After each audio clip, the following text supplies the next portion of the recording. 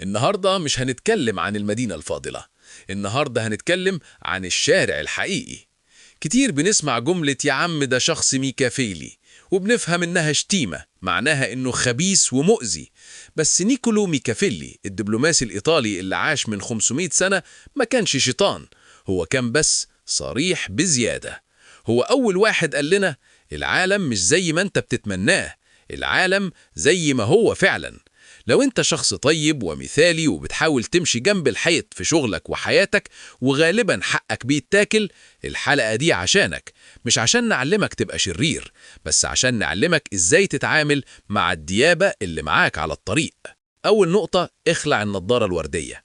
ميكافيلي عنده قاعدة صادمة بتقول من يترك ما يحدث فعلا من أجل ما يجب أن يحدث فهو يسعى لدماره لا لنجاته. بمعنى إيه؟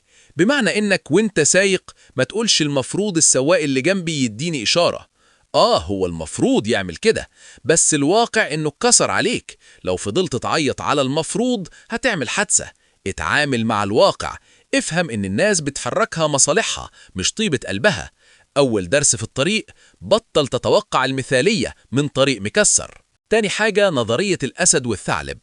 ميكافيلي بيقول إن القائد أو السواق الشاطر لازم يكون حاجتين مع بعض. أسد عشان يخوف الديابة، يكون عندك قوة، نفوذ، مهارة، محدش يجرؤ يجي عليك. ثعلب عشان يكتشف الفخاخ، يكون عندك ذكاء اجتماعي وتفهم مين بيضحك عليك ومين بيستغلك. لو كنت أسد بس هتقع في أول فخ، هتتجرجر لمشاكل وتخسر. ولو كنت ثعلب بس هتتاكل من أول واحد أقوى منك. في شغلك خليك محترم بس قوي، خليك ذكي بس مش خبيث، ما تكونش ساذج وتفتكر إن كل الناس عايزاك تنجح. تالت نقطة، إيه الأحسن، إنك تكون محبوب ولا يتخاف منك؟ السؤال الأشهر، هل الأفضل إن الناس تحبك ولا تخاف منك؟ ميكافيلي رد قاطع، الأفضل إن هم يخشوك على أن يحبوك إذا كان لابد من الاختيار. ليه يا عم ميكافيلي القسوة دي؟ قالك الحب عاطفة متغيرة، الناس بتحبك طول ما انت بتنفعهم، وأول ما المركب تغرق هيبيعوك، لكن الخوف أو الاحترام والهيبة بيفضل ثابت. طبعا احنا مش في حرب، فخلينا نترجمها للاحترام. في الإدارة أو في الحياة ما تحاولش تكون المدير الكيوت اللي بيوزع بونبوني عشان الناس تحبك، الناس هتستهون بيك وهيركبوا فوق كتافك. خليك المدير العادل القوي، يحترموا كلمتك ويعملوا لك حساب، ده أهم بكتير من إنهم يحبوك. آخر حاجة هنتكلم فيها النهاردة، الغاية والوسيلة. نيجي لأخطر جملة، الغاية تبرر الوسيلة. هل ده معناه إننا ندوس على الناس عشان نوصل؟ لا، في اون رود كاست بنقولك الغاية النبيلة محتاجة وسيلة ذكية.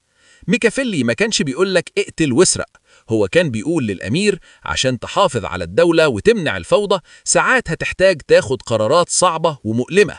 انت كمان عشان تحافظ على بيتك أو شغلك ساعات هتحتاج تكون حازم وتقول لا بوشك، وتاخد قرارات تزعل ناس عشان المصلحة العامة. الخلاصة، الطريق مش كله ورد، خليك طيب القلب بس مفتح عينك، خليك حمامة وديعة بس بذكاء تعبان، سوق بحذر وما تخليش طيبتك تكون سبب حادثتك. وأخيرا، لو عجبتك حلقتنا اشترك واضغط على الجرس وشوف حلقاتنا اللي فاتت يمكن تعجبك، ولو عندك أي سؤال أو اقتراح اكتبه في التعليقات. سلام.